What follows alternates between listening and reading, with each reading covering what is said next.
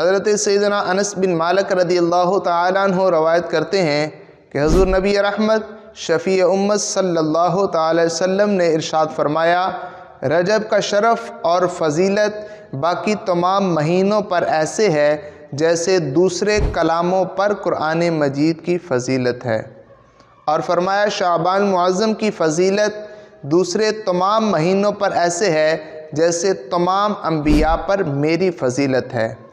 اور رمضان مبارک کی فضیلت دوسرے تمام مہینوں پر ایسے ہے جیسے تمام کائنات پر اللہ کی فضیلت ہے۔ سامعین محترم، یہ تینوں ہی بہت ہی بابرکت مہینے اللہ تعالیٰ نے نصیب فرمائے ہیں۔ اللہ تعالیٰ ہمیں ان کی قدر اور احترام کرنے کی توفیق عطا فرمائے۔ ایک اور حدیث مبارکہ حضرت انس بن مالک رضی اللہ تعالیٰ عنہ آپ فرماتے ہیں کہ حضور صلی اللہ علیہ وسلم کے صحابہ کرام جوں ہی ماہ شعبان کا چاند نظر آتا تو قرآن پاک کی تلاوت میں مصروف ہو جاتے، اور مسلمان اپنے اموال کی زکوٰۃ نکالتے تاکہ غرباء و مساکین بھی اچھے طریقے سے رمضان کے روزوں کا اہتمام کر سکیں، اور حکام اپنے قیدیوں کو طلب فرماتے اور جن پر حد یعنی سزا قائم کرنا ہوتی ان کو سزا دیتے، باقیوں کو آزاد فرما دیتے۔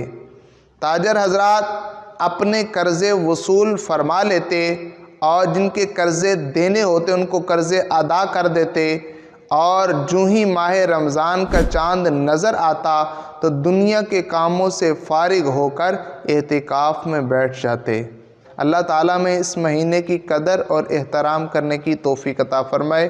اور یہ مبارک مہینہ زندگی کے اندر بار بار نصیب فرمائے۔